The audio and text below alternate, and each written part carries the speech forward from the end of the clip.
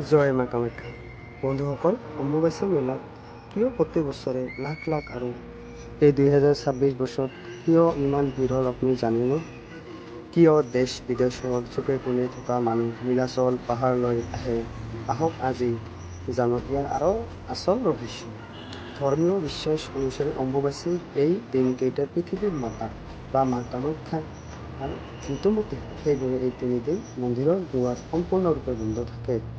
সমগ্ৰ ভাৰতবৰ্ষৰ 51টা শক্তিপীঠৰ ভিতৰত কামাখ্যা হ'ল আটাইতকৈ মহাশক্তিশালী পীঠ, য'ত মা কামাখ্যাৰ কোনো মূৰ্তি নাই, বৰঞ্চ তাৰ প্ৰাকৃতিক যোগীপীঠহে পূজা কৰা হয়। এই দিনকেইটাত সমগ্ৰ নীলাচল পাহাৰত এক তান্ত্ৰিক আৰু মহাজাগতিক শক্তিৰ জাগৰণ ঘটে। এই বিশেষ শক্তি অনুভৱ কৰিবলৈ আৰু নিজৰ সাধনা পূৰ্ণ কৰিবলৈ হিমাচলৰ পৰা আদি কৰি ভাৰতৰ বিভিন্ন প্ৰান্তৰ দুৰ্লভ অঘৰী বাবা, নাগা সাধু আৰু ডাঙৰ ডাঙৰ তান্ত্ৰিকসকল ইয়ালৈ আহে।